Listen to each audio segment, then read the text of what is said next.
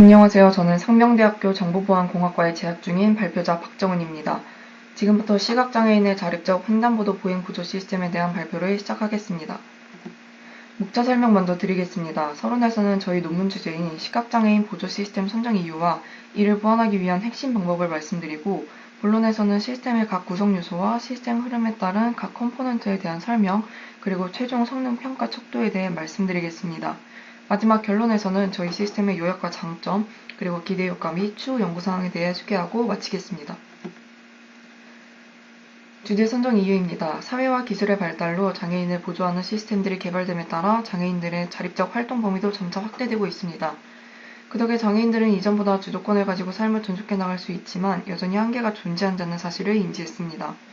그 예시로 길거리에서 흔히 볼 수 있는 점자 블록과 음향 신호기의 경우 파손 또는 잘못된 설치 등의 이유로 미사용률이 각각 45%와 74%로 나타나 절반 이상이 재기능을 하지 못한다는 연구 결과가 있었습니다.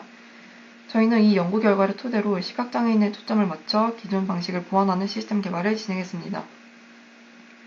앞서 말씀드린 문제를 해결하기 위해 진행됐던 선행 연구로는 GPS와 센서를 활용해 장애물을 탐지하여 안전 경로를 제공하는 연구가 있었지만 GPS와 센서를 활용한 경로 예측에는 한계가 존재했습니다. 다른 연구로는 라즈베리 파이와 오픈CV를 활용해 보행자의 이동 방향을 예측하여 안전 경로를 안내하는 연구도 있었지만 이는 횡단보도가 보행자나 장애물에 의해 가려지면 안내가 불가능하다는 단점이 존재했습니다. 최종적으로 저희는 다른 연구에서 자율주행을 위한 실시간 객체 탐지에 사용됐던 광학 흐름을 이용해 횡단보도에서 보행자의 움직임을 통해 경로를 예측하고 횡단보도를 벗어날 경우 안전한 진행 방향을 안내하는 시스템을 고안했습니다. 그리고 시각장애인 중 92%가 스마트폰을 사용한다는 점을 이용해 횡단보도 부근에 장착된 NFC 단말기에 사용자가 스마트폰을 태가하면 사용자 인식과 동시에 앱이 실행되고, 이에 따라 개별 사용자에게 적합한 경로를 제공하는 시스템을 제작했습니다. 저희 시스템은 NFC 단말기가 횡단보도 부근에 장착되어 있다는 가정하에 진행했습니다. 다음으로 본론입니다. 지금 보시는 것은 저희 시스템의 구성도입니다. 좌측 상단부터 CCTV에서는 영상 데이터 수집, 그리고 오른쪽 데이터 처리 서버에서는 횡단보도와 보행자 객체 추출 후 두 가지 데이터를 비교하여 횡단보도 영역 이탈 여부를 판단합니다. 마지막으로 앱에서는 NFC 태그를 통해 앱이 실행되면 데이터 처리 서버를 통해 경로 판단 결과를 읽어와 최종적으로 이를 시각장애인에게 음성 안내로 제공하는 동작을 하게 됩니다. 먼저 CCTV는 횡단보도 영상을 촬영하고 이에 대한 실시간 영상을 데이터 처리 서버에게 제공하기 위해 스트리밍 웹 서버를 구축했습니다. 촬영을 위해 이미지 센서는 IPI8 MP 카메라 보드를 사용했고, 실시간 영상 제공을 위해 인베디드 플랫폼 라즈베리 파이 4 모델 B와 영상 스트리밍 오픈소스 프로젝트인 MJPG 스트리머를 사용해서 촬영 중인 영상을 실시간으로 웹페이지에서 스트리밍할 수 있도록 했습니다. 데이터 처리 서버는 횡단보도와 보행자 객체 추출, 횡단보도 이탈 판단 및 경로 조정 정보를 전달하는 역할을 합니다. 횡단보도와 보행자는 움직임이 나타나는 여부에 따라서 각각 정적 데이터와 동적 데이터로 분류되는데, 이 데이터를 얻기 위한 전처리로 작업은 영상의 1프레임씩 가져와 각 객체의 픽셀 위치를 추출하는 방식으로 진행했습니다. 먼저 횡단보도는 정적 객체로 첫 프레임에서만 픽셀 추출 작업을 진행하면 됩니다. 정확한 위치 정보 추출을 위해 가우시안 블러 필터를 사용하여 이미지의 노이즈를 제거하고 HSV 변환 및 마스크 연산을 하여 횡단보도의 흰 영역을 추출합니다. 횡단보도의 사각형 및 꼭지점은 외곽선 근사화를 적용하여 추출했으며, 추출한 사각형의 꼭지점은 횡단보도가 어느 방향으로 기울어져 있는지를 알기 위한 선을 그리는 데 사용됩니다. 다음으로 보행자는 동적 객체이기 때문에 프레임마다 추적을 필요로 합니다. 이를 위해 광학 흐름 기법을 사용했고, 이 기법은 연산량이 많은 단점을 가지고 있기 때문에 전역적인 연산 대신 지역적 광학 흐름을 나타내는 알고리즘인 피라미드 루카스 카나데 알고리즘을 적용했습니다. 피라미드 루카스 카나데 알고리즘은 DFT 방식으로 처음 설정한 위치에서 움직이는 객체를 찾고 이동을 추적합니다. 해당 알고리즘의 장점으로는 광학 흐름, 업샘플링, 와핑을 반복하여 움직임을 추정함으로써 작은 움직임 오차에 강하며 반복적인 계산을 제거하여 실시간 구현이 가능하다는 것들이 있습니다. 단점으로는 해당 알고리즘이 먼저 이미지상의 특징점을 추출하는데, 이는 이미지 전체에 적용되기 때문에 보행자가 아닌 배경에서 특징점이 추출될 수 있다는 점입니다.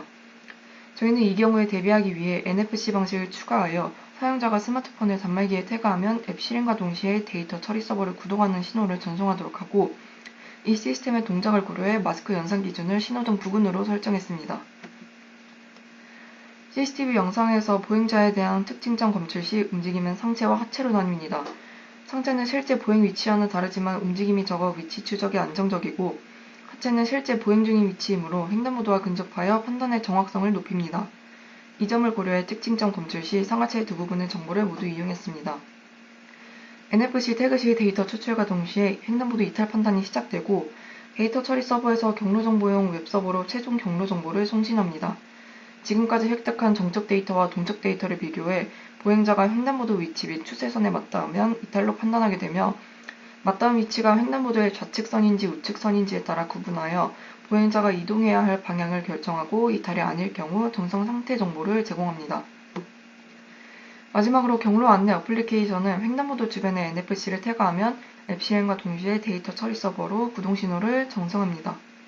경로정보용 웹서버에서 최종 경로정보를 수신해 보행자에게 음성 안내로 제공하게 됩니다. 음성 안내 주기는 사용자의 특성과 TTS 기능이 안내 텍스트를 읽는 시간을 고려해 3초 단위로 설정했습니다. 보행 상태가 안전할 경우 안전상태라는 안내를 통해 보행자가 현재 경로를 유지할 수 있도록 했습니다. 반면 경로를 이탈할 경우 올바른 진행 경로를 왼쪽 또는 오른쪽으로 지정하여 안내합니다. 제공되는 안내는 TTS 기능을 통해 음성으로 출력되도록 구현했습니다. 지금 보여드리는 것은 저희가 제안하는 횡단보도 보행 보조 시스템의 성능을 평가하기 위한 차트로 시스템 처리 시간을 측정했습니다. 데이터 추출 및 판단 시간과 최종 경로 정보가 앱으로 전송되는 과정에서 발생하는 지연 시간을 측정했고, 각각 평균 시간은 0.074초와 0.178초로 나타났습니다. 마지막으로 결론입니다. 저희는 기존에 존재하던 시각장애인의 횡단보도 보행 보조 시스템을 보완하는 방법을 고안해 보았습니다. 횡단보도를 촬영 중인 CCTV를 활용하여 HSV 변환 및 마스크 연산, 외곽선 근사화 및 꼭지점 추출을 통해 정적 객체인 횡단보도의 위치를 추출하고, 지역적 광학 흐름을 추적하는 루카스 카나드 알고리즘으로 동적 객체인 보행자의 위치를 파악했습니다. 그리고 두 객체의 정보를 비교하여 횡단보도 영역 이탈 여부를 판단해 경로 안내 어플리케이션으로 음성 안내를 제공하는 방식입니다. 앱을 활용한 안내 지원 형태는 개별 사용자의 위치를 파악하여 맞춤형 안내를 제공함으로써 더욱 효과적이고 안전한 경로 안내가 가능하다는 것과, 보행 상태와 경로 수정 방향에 대한 정보를 제공함으로써 사용자의 더욱 안전한 횡단보도 보행을 보조할 수 있습니다. 다수 장애인들은 생활을 보조하는 여러 서비스 활용 목적으로 스마트폰 사용률이 높기 때문에 제한하는 시스템 사용이 용이할 것으로 기대합니다.